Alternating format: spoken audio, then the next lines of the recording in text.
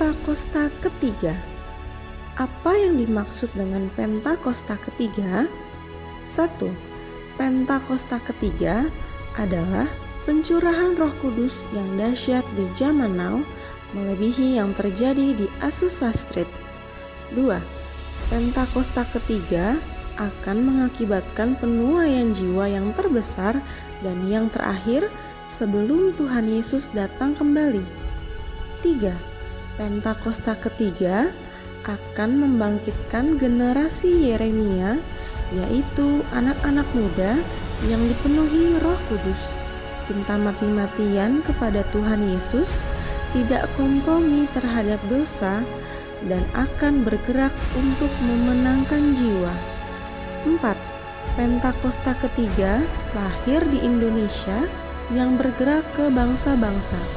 Gerakan ini dari timur ke barat dan akan kembali ke Yerusalem. 5. Pentakosta ketiga akan memberikan kuasa untuk menyelesaikan amanat agung Tuhan Yesus, dan setelah itu Tuhan Yesus datang kembali.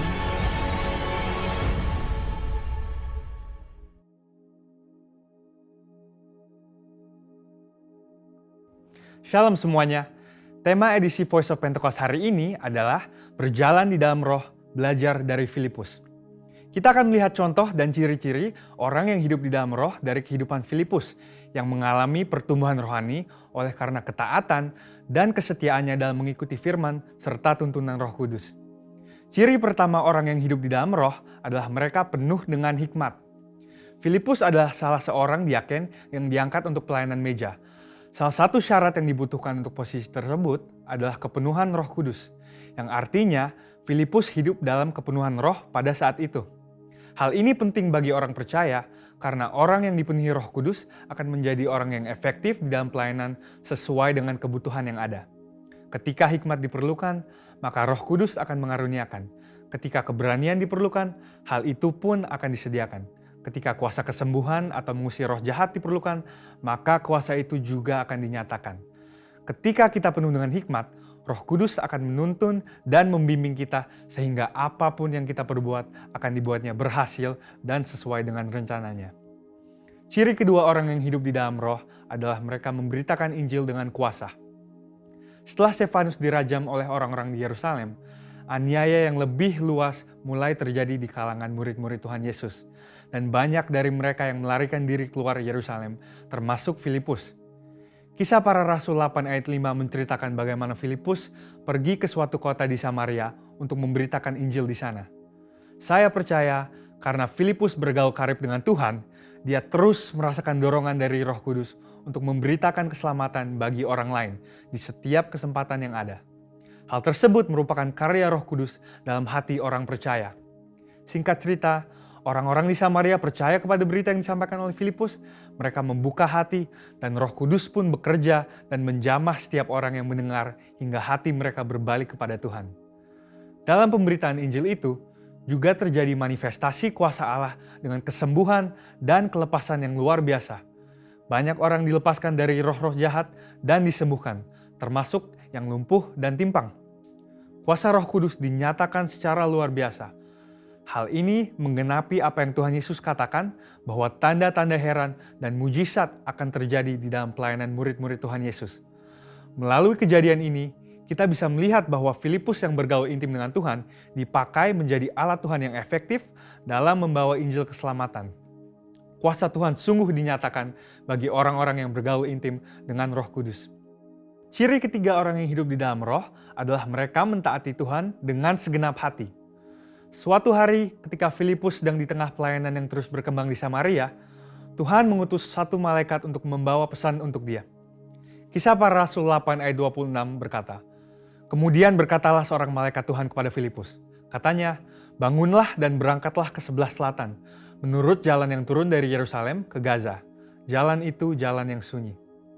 Dibutuhkan ketaatan yang besar untuk melakukan perintah Tuhan dengan kondisi seperti Filipus pada waktu itu. Filipus bisa saja berpikir bahwa pelayanannya masih sangat dibutuhkan di Samaria, atau belum ada orang lain yang bisa menggantikannya untuk melayani di sana. Namun, Filipus memilih untuk taat dan pergi ke tempat di mana Tuhan memerintahkan.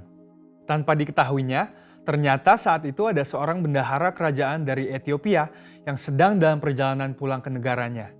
Dia seorang penganut agama Yahudi yang pulang dari ibadah di Yerusalem dan saat itu sedang membaca kitab Yesaya. Filipus dituntun oleh Roh Kudus untuk mendekati kereta pembesar itu dan menanyakan apakah dia mengerti arti dari ayat yang dibacanya. Ternyata dia tidak mengerti dan meminta Filipus untuk menerangkannya.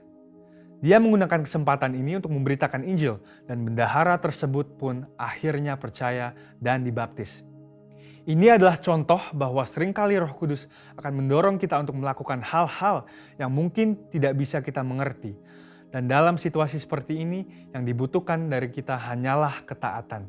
Dan pada waktunya Tuhanlah yang akan menyatakan rencananya kepada kita, seperti dalam contoh kehidupan Filipus. Ciri keempat orang yang hidup di dalam Roh adalah mereka membimbing keluarganya di dalam Tuhan. Bertahun-tahun kemudian, Rasul Paulus pergi untuk mengunjungi Filipus yang saat itu tinggal di Kaisarea. Kisah Para Rasul 21 ayat 8-9 menyebutkan bahwa dia mempunyai 4 anak yang mempunyai karunia untuk bernubuat. Mungkinkah kehidupan rohani dari anak-anak Filipus yang demikian timbul dari hubungan yang jauh dari Roh Kudus? Hal itu tidak mungkin. Anak-anak Filipus hidup intim dengan Tuhan dan mereka bertumbuh dalam kerohanian yang luar biasa. Mereka bertumbuh dalam aspek-aspek kerohanian yang lain seperti mengasihi Tuhan, hidup dalam kekudusan, dan pelayanan bagi gereja Tuhan dari bimbingan ayahnya yang hidup bergaul dengan Tuhan.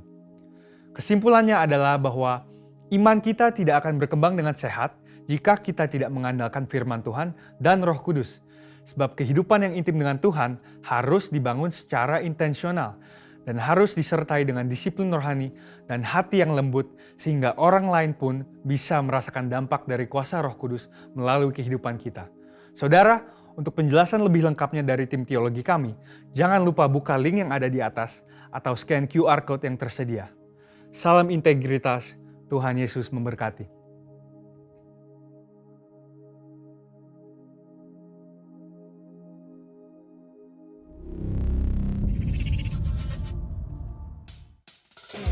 Terpujilah Tuhan, sebab Dia Allah Maha Besar, layak kita tinggikan.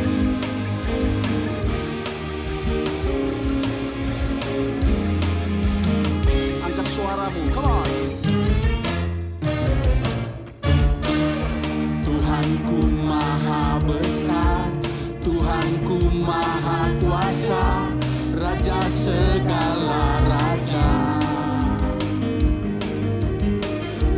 Dia takkan tergoyahkan, Dia takkan terkalahkan, Dia hidup dan berkuasa. Serukan namanya, Yesus Tuhan Raja, segala kuasa tunduk dalam namanya.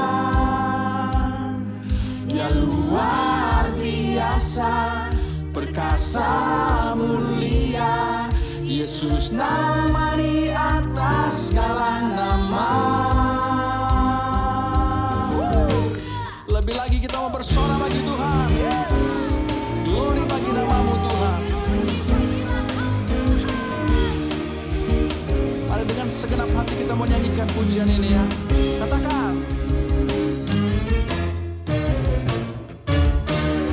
Tuhanku Maha Besar, Tuhanku Maha Kuasa, Raja segala raja. Amin. Dia takkan tergoyahkan, Dia takkan terkalahkan, Dia hidup dan berkuasa. Serukan namanya, Yesus Tuhan Raja, segala kuasa tunduk dalam namanya. Dia luar biasa, perkasa mulia, Yesus nama di atas segala nama. Serukan namanya, Yesus Tuhan Raja, segala kuasa tunduk dalam namanya.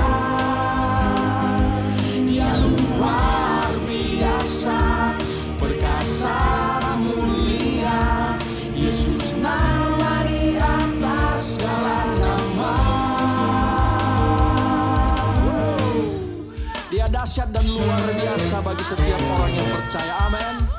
Oleh karena itu tetap percaya dan andalkan Tuhan. Dia akan menolong setiap kita. Haleluya.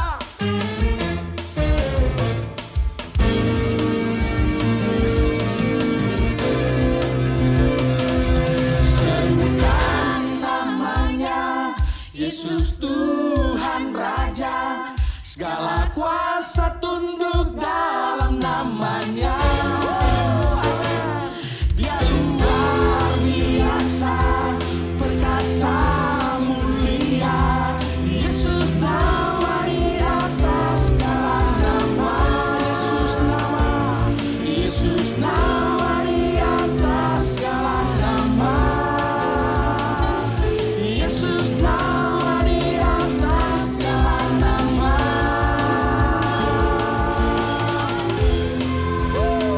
Glory bagi nama Tuhan. Nama di atas segala nama. Raja kita Yesus Kristus Tuhan. Haleluya. Yes. Terpuji-pujilah Tuhan. Dahsyat dan luar biasa. Amin.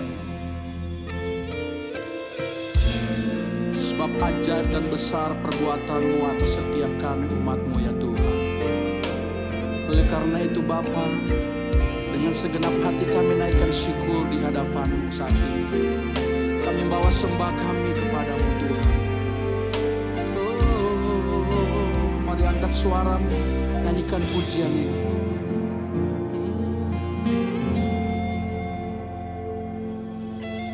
Besar dan ajaiblah karyamu, adil dan benarlah jalanmu. Raja segala bangsa yang maha kuasa, mulia namamu. Besar dan ajaiblah karyamu, adil dan benarlah jalanmu. Raja segala bangsa yang maha kuasa, mulia namamu. Layaklah segala bangsa sujud kepadamu, sebab Kau Allah yang kudus, layak disembah. Kau layak diagungkan, Yesus Tuhan. Mari umat Tuhan dengan segenap hati naikkan syukurmu kepada Tuhan saat ini.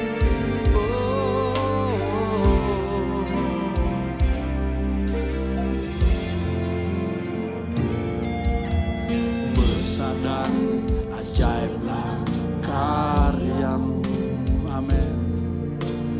Adil dan benarlah jalanmu. Raja segala bangsa yang maha kuasa, mulia namamu. Besar dan ajaiblah karyamu, amin. Adil dan benarlah jalanmu. Raja segala bangsa yang maha kuasa, mulia namamu. Layaklah segala bangsa sujud kepadamu,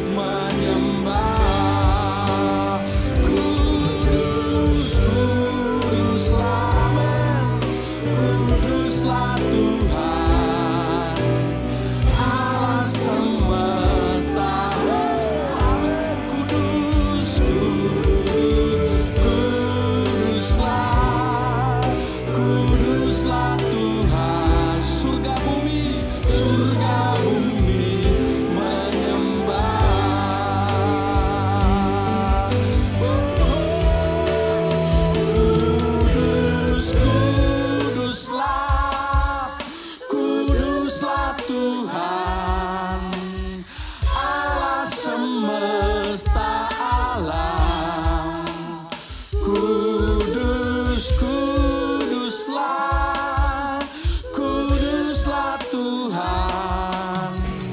Surga bumi menyembah. Kudus, kuduslah, kuduslah Tuhan. Allah semesta alam.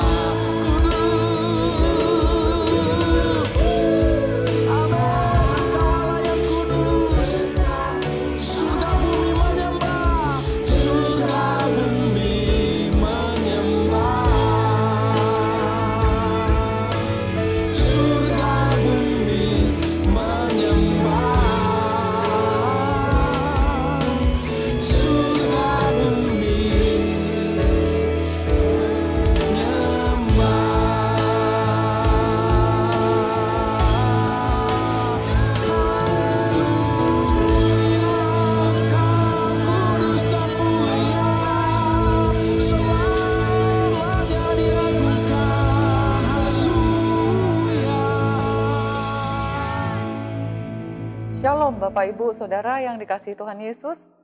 Kembali kita berjumpa pada kesempatan ini masih di tahun integritas, the year of integrity. Kita akan merenungkan sebagian dari firman Tuhan, namun sebelumnya mari kita sama-sama berdoa. Bapa, kami mengucap syukur untuk tuntunan-Mu hingga sampai saat ini. Kami siapkan hati kami buka pendengaran telinga kami, dan biar firman yang kami dengar menambahkan iman kami, membangun iman kami lebih lagi pada saat ini. Biar Roh Kudus yang bekerja beracara di tengah-tengah kami, menyampaikan isi hati Tuhan. Terima kasih Bapa, di dalam nama Tuhan Yesus, semua kita yang percaya sama-sama katakan amin. Saya mengambil dari kitab Mazmur, pasal 25 ayat 21.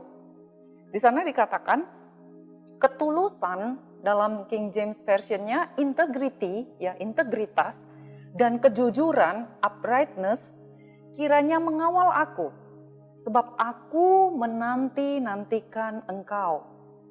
Jadi ayat ini menyatakan bahwa orang yang berintegritas adalah orang yang menanti-nantikan Tuhan. Salah satu ciri orang yang berintegritas adalah orang yang menanti-nantikan Tuhan. Kalau kita bayangkan suatu aktivitas menanti, menunggu, itu seperti mungkin sesuatu yang pasif ya.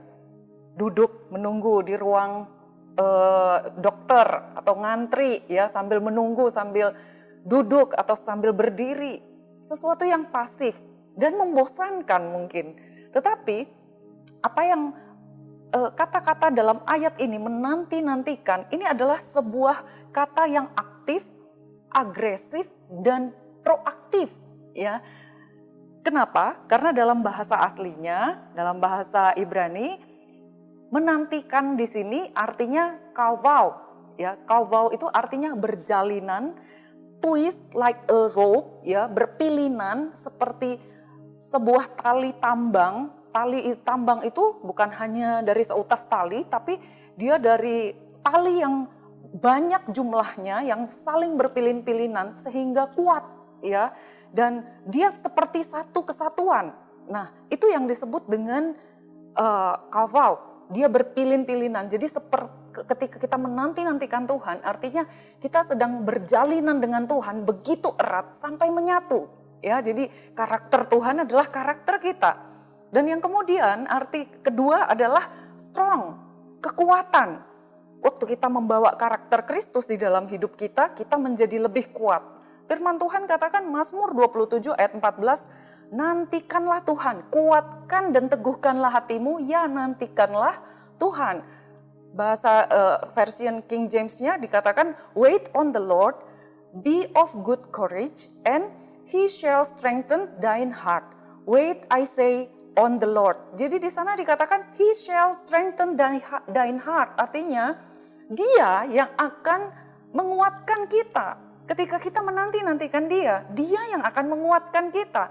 Jadi kalau bahasa Indonesianya kuatkan dan teguhkanlah hatimu, tapi ternyata dalam bahasa versi bahasa Inggrisnya dikatakan dia yang akan memberi kita kekuatan. Bahkan di kitab Yesaya 40 ayat 30 dan 31 yang sangat terkenal itu dikatakan orang-orang muda menjadi lelah dan lesu dan teruna-teruna jatuh tersandung. Tetapi orang-orang yang menanti-nantikan Tuhan mendapat kekuatan baru. Seumpama Raja Wali naik terbang dengan kekuatan sayapnya. Mereka berlari dan tidak menjadi lesu. Mereka berjalan dan tidak menjadi lelah. Bayangkan Bapak Ibu Saudara, begitu luar biasa kata menanti-nantikan ini. Arti ketiganya, expecting something, ya, mengharapkan sesuatu. Yaitu apa yang kita harapkan ketika kita menanti-nantikan janji Allah. Dan yang keempat dikatakan setting our aid. Jadi memfokuskan pandangan kita, pikiran kita. Itu arti keempat dari menanti-nantikan. Kemudian yang kelima, posisi bersiap. Posisi bersiap ini jadi seperti seekor singa. Ya, kalau Bapak Ibu Saudara mungkin pernah nonton channel Geographic Channel, itu ditampilkan seekor singa. Biasanya singa jantan itu yang mengaum besar, kemudian mangsanya mulai lari meninggalkan suara auman itu, sementara singa betina udah bersiap di semak-semak untuk menerkam mangsanya. Nah, bersiap-siap, sikap bersiap-siap dari singa betina ini, itulah yang disebut dengan menanti-nantikan. Kaki tangannya siap, dalam posisi siap untuk bergerak, melaju, menerkam. Dan matanya tertuju fokus kepada mangsanya. Itu yang disebut menanti-nantikan, kaufau. Dan itulah posisi orang yang berintegritas. Ayat ini katakan Mazmur 25 tadi yang kita baca. Sebenarnya apa yang harus kita lakukan sebagai wujud dari menanti-nantikan dengan proaktif ini? Yang pertama Bapak Ibu Saudara yang pasti adalah kita harus punya relationship dengan Tuhan. Relationship ini harus setiap hari, enggak mungkin enggak. Mazmur 37 ayat 5 sampai 7 katakan, serahkanlah hidupmu kepada Tuhan, percayalah kepadanya dan ia akan bertindak. Ia akan memunculkan kebenaranmu seperti terang dan hakmu seperti siang. Berdiam dirilah di hadapan Tuhan. Mungkin orang akan melihat kita seperti tenang banget. Tapi sebenarnya ketika kita berdiam diri di hadapan Tuhan, posisi kita sedang fokus benar-benar seperti singa betina tadi, siap menerkam mangsanya, siap kepada tujuan yang Allah sediakan bagi kita, dan nantikanlah dia. Jangan marah karena orang yang berhasil dalam hidupnya, karena orang yang melakukan tipu daya. Artinya jangan pandanganmu melenceng ke kanan atau ke kiri kepada orang lain yang mungkin lebih menarik bagimu karena keberuntungannya, karena keberhasilannya, karena tipu dayanya. Tapi fokus sama Tuhan. Itu yang disebut menanti-nantikan dan berdiam diri di hadapan Tuhan. Jadi menanti-nantikan itu suatu tindakan yang sangat aktif, yang proaktif, ya, yang agresif seperti singa tadi. Saya teringat seorang hamba Tuhan. Beliau mendapat panggilan Tuhan ketika masih sangat muda, dan kemudian Tuhan sampaikan lewat berbagai cara dan beberapa kali dapat konfirmasi bahwa Tuhan memanggil beliau untuk menjadi seorang hamba Tuhan, untuk melayani, untuk membangun sebuah jemaat. Tapi kemudian ketika dia udah menyiapkan dirinya, dia adalah seorang pengusaha mebel, furniture, ya. Jadi dia bergerak di bidang perkayuan, ya, mungkin seperti presiden kita saat ini yang dulu mantan tukang kayu, punya industri mebel, mungkin seperti itu. Tapi kemudian ketika dia sedang menanti-nantikan Tuhan, Tuhan katakan, kamu masuk melamar pekerjaan sebagai firefighter. Dia bingung, tapi dengan ketaatan, ketika menanti-nantikan itu, yang diperlukan bukan hanya fokus, tetapi ketaatan. Ketika dia dengar, dia dapat pewahyuan itu. Walaupun gak nyambung dengan panggilannya, dengan sesuatu yang dia dapat ketika pertama kali dapat panggilan itu, calling itu. Tapi dia lakukan, dia masuk sebagai firefighter. Di sana firefighter itu sulit untuk dapat bergabung di sana. Tapi kemudian dia lolos, dan kemudian selama 12 tahun dia di sana melayani sebagai firefighter. Akhirnya dia jadi chief di sana sebagai pemimpin, sebagai kepala regu ya yang mengepalain pasukan firefighter.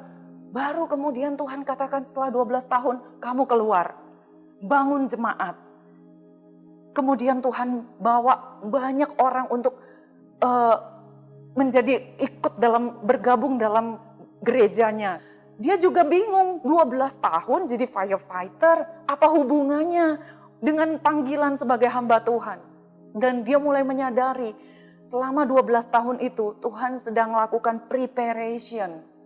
Yang penting, waktu kita menanti-nantikan Tuhan, bagaimana sikap kita menghadapi persoalan, ya, itu sebaiknya kita berada pada sikap yang benar supaya prosesnya itu nggak semakin panjang ya. Karena sebenarnya menanti-nantikan untuk sesuatu itu yang Tuhan sedang janjikan atau panggilan Tuhan itu sebuah proses preparation ya. Dan kita jangan takut ketika kita mungkin salah arah nih ya, mungkin kita keliru, jangan takut salah Bapak Ibu. Karena kita ada di dalam perjanjian baru, kita orang-orang yang hidup dalam perjanjian baru, ketika kita mungkin salah dalam bersikap atau melangkah, jangan takut karena kita nggak akan dihukum ya. Kita ada di dalam perjanjian baru di mana semua penghukuman itu sudah ditimpakan kepada Tuhan Yesus, tetapi sikap kita harus tetap menanti-nantikan. Asal kita sadar akan kekeliruan kita. Jangan takut, aduh aku udah keliru melangkah dan sebagainya. Karena kalau G-map ya saudara, kalau saudara salah arah nih, dia akan mengarahkan saudara kembali. Turn back gitu ya, putar balik, diarahkan lagi ke tujuan yang saudara udah setting. Apalagi Tuhan, kalau G-map aja bisa mengarahkan kita yang tersesat, apalagi Tuhan. Jadi jangan takut, don't worry ya. Dan kemudian selanjutnya, apa yang sebagai orang yang menanti-nantikan Tuhan, sikap proaktif kita seperti apa? Mendengar. Jadi kalau yang pertama tadi harus punya relationship, nggak bisa enggak. Karena kita ini adalah orang-orang hidup dalam perjanjian baru, berbeda dengan orang-orang yang hidup dalam perjanjian lama. Mereka itu, orang-orang yang hidup dalam perjanjian lama itu, Roh Allah menyertai mereka, tetapi kita orang-orang yang hidup dalam perjanjian baru, Roh Allah di dalam kita. Kalau perjanjian lama katakan God is with us. Tapi kalau orang perjanjian baru katakan God is in us. Jadi kalau orang perjanjian lama, mereka butuh sesuatu petunjuk, mereka akan datang kepada imam. Karena suara Tuhan itu dari luar, pewahyuan itu mereka dapatkan dari luar. Untuk mereka berjalan selanjutnya, melakukan apa yang menjadi panggilan Tuhan dalam hidup mereka. Tetapi kita dalam perjanjian baru, yang jadi imam siapa? Kita sendiri. Kita adalah imamat yang rajani, bangsa yang kudus, umat pilihan Allah sendiri. Jadi itu sebabnya relationship dalam perjanjian baru enggak boleh lepas. Kita enggak bisa lepas dari relationship dengan Tuhan. Satu hal, tanpa relationship tidak akan ada pewahyuan. Ya, Bapak Ibu Saudara, tanpa relationship kita dengan Roh Kudus di dalam kita, tidak akan ada pewahyuan. Sedangkan pewahyuan itu sangat kita butuhkan setiap hari. Sebagai orang-orang yang berjalan di dalam perjanjian baru, kita nggak bisa seperti dulu orang-orang perjanjian lama, mereka dengar suara Tuhan dari luar. Mereka bertanya kepada imam, pergi, karena suara Tuhan itu dari luar. Tapi kalau kita, suara Tuhan itu dari dalam. Dan mereka ada banyak sekali aturan-aturan ya yang tertulis. Jadi kalau mereka lagi keluar dari aturan itu, mereka tahu ada 613 dalil, ada 10 hukum Taurat, semua harus diturutin, dijalanin semuanya. Dan ketika mereka melenceng, mereka tahu. Tapi kalau kita tahu hanya dengan relationship with God, hanya dengan pewahyuan kita dapat tahu langkah selanjutnya. Karena Roh Allah itu dari dalam kita, dan pewahyuan itu pasti dari dalam keluar, inside out, bukan outside in. Itu sebabnya Ketika kita orang perjanjian baru menyembah Allah, itu menyembah di dalam roh. Jadi penyembahan itu juga keluar inside out. Ada aliran-aliran yang keluar dari dalam kita. Roma 10 ayat 17 katakan, iman timbul dari pendengaran. Bahasa Inggrisnya dikatakan King James-nya hearing, ya. Dan pendengaran akan firman Kristus. Hearing itu bahasa Inggris di dalam tensesnya itu continuous tense, artinya berlangsung terus setiap hari, setiap saat. Jadi pendengaran yang terus menerus, enggak sekali dengar firman, aku udah pernah dengar, udah jangan diulang lagi. No, setiap hari, every day kita harus dengar firman. Karena dari situ kita dapat pewahyuan yang akan menuntun kita setiap hari. Karena itu bekal orang yang menanti-nantikan Tuhan. Dan dikatakan pendengaran akan firman. Bahasa Ibraninya, bahasa aslinya dikatakan bahasa Yunaninya rema. Rema itu pewahyuan, ya, yang Allah sendiri katakan kepadamu secara pribadi karena case by case, ya. Jadi pewahyuan itu pribadi lepas pribadi akan menerima, enggak general. Itu sebabnya kita butuh sekali relationship dan pewahyuan pribadi dengan Tuhan setiap hari. Bilangan 11 ayat 9 katakan, dan apabila embun turun di tempat perkemahan pada waktu malam, maka turunlah juga mana di situ. Ini cerita tentang orang Israel ketika dalam perjalanan mereka di padang gurun, ya. Setiap hari mereka butuh mana. Setiap hari Tuhan turunkan mana. Terus ada embun. Jadi ketika ada embun, terus ada mana. Artinya apa? Pewahyuan yang kita butuhkan setiap hari harus fresh. Nggak bisa pewahyuan kemarin, ya. Jadi fresh setiap hari. Kalau di Yohanes 14 ayat 10, Yesus itu katakan seperti ini, tidak percayakah engkau bahwa aku di dalam Bapa dan Bapa di dalam aku? Apa yang aku katakan kepadamu tidak aku katakan dari diriku sendiri, tetapi Bapa di dalam aku, dialah yang akan melakukan pekerjaannya. Jadi Yesus aja ketika berjalan di dalam dunia ini, dia benar-benar dituntun oleh Roh Allah yang ada di dalam dia. Ketika dia berkata-kata, ketika dia menyembuhkan, melakukan apapun benar-benar depend on Holy Spirit, Roh Allah, the Spirit of God yang di dalam dia. Apalagi kita gitu. Kalau kita mau jalan dalam hari-hari kita tanpa pimpinan Roh Kudus, tanpa pewahyuan, Yesus aja berjalan benar-benar dipimpin oleh Allah gitu. Nah, bagaimana untuk mendapatkan pewahyuan? Yang jelas kita harus punya quiet time. Karena Tuhan itu banyak orang berharap mendapatkan suara Tuhan secara audible. Tetapi kenyataannya Tuhan jarang sekali bicara secara audible kepada setiap orang. Ya. Kenapa? Karena Tuhan ingin kita ketika mendengarkan pewahyuan itu pakai iman. Iman kita bekerja. Iman kita ikut bertumbuh, on progress. Sedangkan kalau audible itu panca indera. Pada akhirnya ketika kita sering mendengarkan suara audible, itu kebanyakan di perjanjian lama ya audible suara Tuhan. Pada kenyataannya kalau di perjanjian baru, ini semua kita kan berjalan menyembah, berkonek dengan Tuhan, nyembah Tuhan dengan roh. Sedangkan roh itu nggak akan bisa dilihat dengan panca indera, dengan pendengaran, dengan penglihatan, penciuman tidak. Nah, yang Tuhan inginkan ketika kita bersekutu dengan Dia, relationship dengan Dia, yang bangkit adalah iman kita. Iman kita semakin kuat, semakin hari semakin kuat. Dan kalau Tuhan nyatakan dengan audible, tentu saja itu pendengaran, panca indera. Dan akhirnya roh dan iman kita nggak bertumbuh di sana. Roh kita nggak dibangunkan setiap hari. Nah, jadi Bapak Ibu, kita sekarang mengerti bagaimana mendapatkan pewahyuan, kita butuh waktu, quiet time. Lukas 24 ayat 32 katakan, kata mereka seorang kepada yang lain, ini dua orang yang berjalan berjalan ke Emmaus ya, waktu bertemu dengan Yesus setelah Yesus bangkit. Bukankah hati kita berkobar-kobar ketika ia berbicara dengan kita di tengah jalan, ketika ia menerangkan kitab suci kepada kita? Jadi ada satu konfirmasi ya sebenarnya ketika Tuhan sedang bicara. Ini dua orang yang gak sadar bahwa sedang jalan sama Tuhan dan sedang dengarkan firman Tuhan. Mereka nggak sadar bahwa itu Tuhan Yesus. Seperti itu juga kita ketika kita fellowship dengan Tuhan, relationship sama Tuhan, punya quiet time, di sana kita dapat pewahyuan. Seringkali pewahyuan itu berupa firman, ya. Dikatakan di sini ketika kita berjalan, ia menerangkan kitab suci. Jadi Bapak Ibu Saudara, kalau Bapak Ibu Saudara katakan saya dapat pewahyuan, Bu. Saya dapat pewahyuan bahwa ini akan terjadi, ini akan terjadi. Pewahyuannya sebaiknya saya bulan depan menikah dengan wanita itu, wanita lain.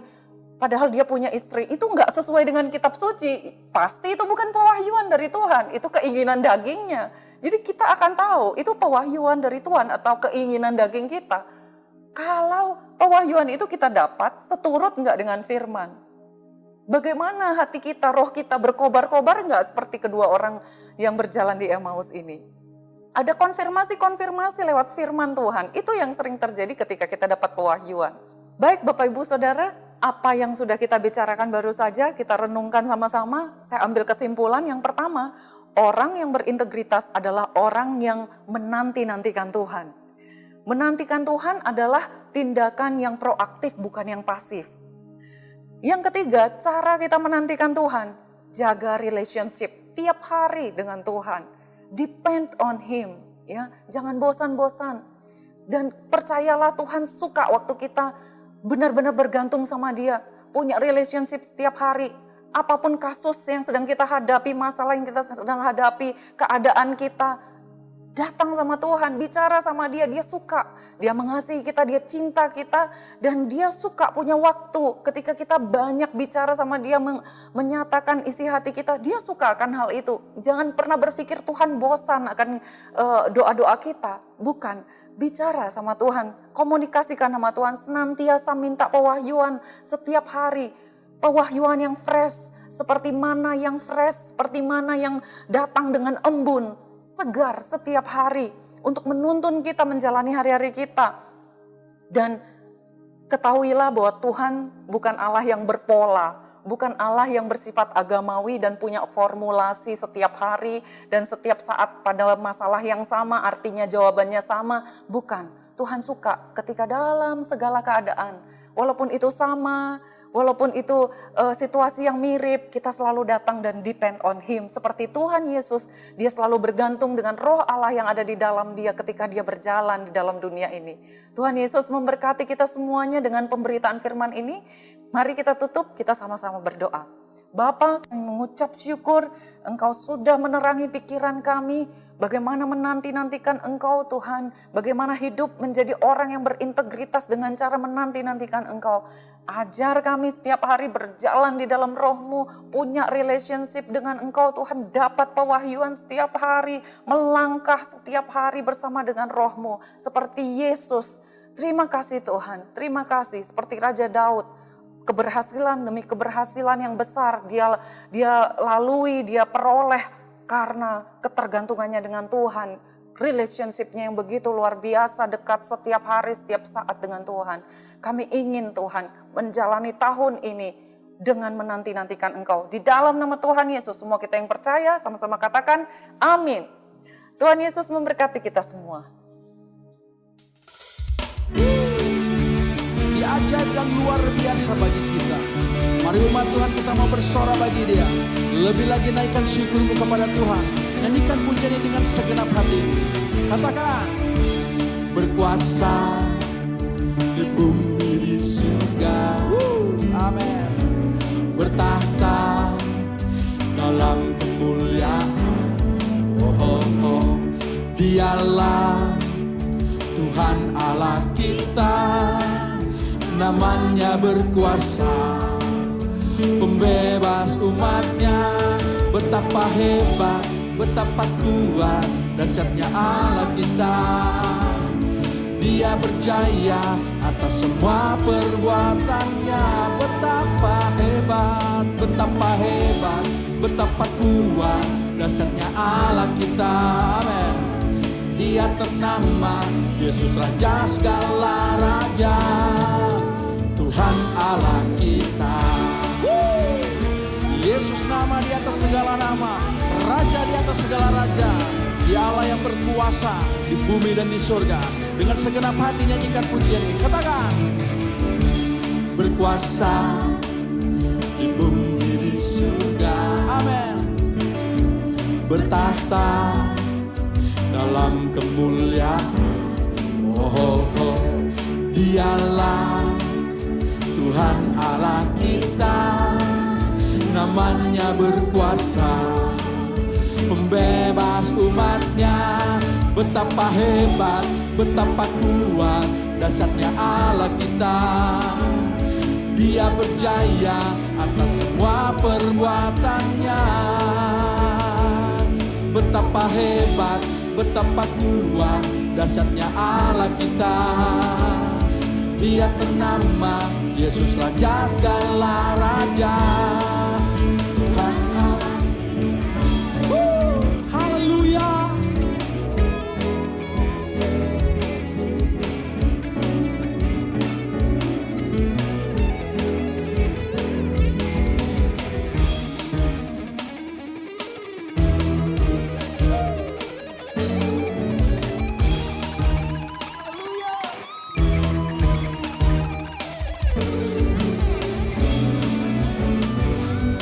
Sama-sama nyanyikan pujiannya dengan sukacita, katakan.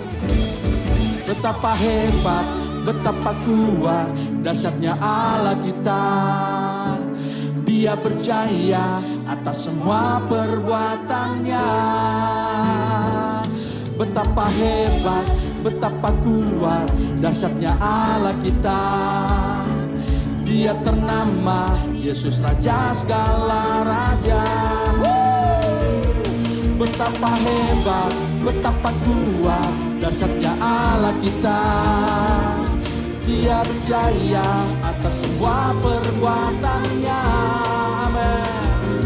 Betapa hebat, betapa kuat dahsyatnya Allah kita. Dia ternama Yesus Raja segala raja. Tuhan Allah kita. Yes.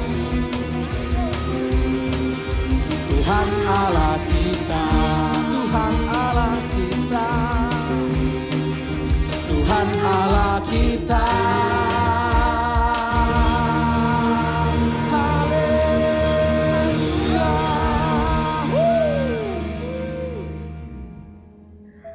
Mazmur 91 dalam lindungan Allah. Orang yang duduk dalam lindungan yang maha tinggi dan bermalam dalam naungan yang maha kuasa akan berkata kepada Tuhan, tempat perlindunganku dan kubu pertahananku, Allahku yang kupercayai. Sungguh, Dialah yang akan melepaskan engkau dari jerat penangkap burung, dari penyakit sampar yang busuk. Dengan kepaknya ia akan menudungi engkau, di bawah sayapnya engkau akan berlindung. Kesetiaannya ialah perisai dan pagar tembok. Engkau tak usah takut terhadap kedahsyatan malam, terhadap panah yang terbang di waktu siang, terhadap penyakit sampar yang berjalan di dalam gelap, terhadap penyakit menular yang mengamuk di waktu petang. Walau 1.000 orang rebah di sisimu dan 10.000 di sebelah kananmu, tetapi itu tidak akan menimpamu. Engkau hanya menontonnya dengan matamu sendiri dan melihat pembalasan terhadap orang-orang fasik. Sebab Tuhan ialah tempat perlindunganmu, yang maha tinggi telah kau buat tempat perteduhanmu. Malapetaka tidak akan menimpa kamu, dan tulah tidak akan mendekat kepada kemahmu. Sebab malaikat-malaikatnya akan diperintahkannya kepadamu untuk menjaga engkau di segala jalanmu. Mereka akan menatang engkau di atas tangannya, supaya kakimu jangan terantuk kepada batu. Singa dan ular tedung akan kau langkahi. Engkau akan menginjak anak singa dan ular naga. Sungguh, hatinya melekat kepadaku, maka aku akan meluputkannya. Aku akan membentenginya, sebab ia mengenal namaku. Bila ia berseru kepadaku, aku akan menjawab. Aku akan menyertai dia dalam kesesakan. Aku akan meluputkannya dan memuliakannya. Dengan panjang umur akan kukenyangkan dia, dan akan kuperlihatkan kepadanya keselamatan daripadaku. Mari saudara, kita bersama-sama mengangkat tangan kita untuk menyambut doa berkat. Kiranya berkat perlindungan, anugerah demi anugerah dan damai sejahtera yang melimpah dari Allah Bapa, kasih yang sempurna di dalam Tuhan Yesus Kristus, persekutuan yang manis dengan Roh Kudus, pertolongan, kuasa, dan mujizatnya memberkati, menyertai saudara sekalian dari saat ini hingga Yesus datang menjemput kita semua di awan yang permai, dan kita akan bersama dengan Yesus hingga selamanya. Mari semua yang percaya dan sudah terima berkat Tuhan sama-sama katakan amin.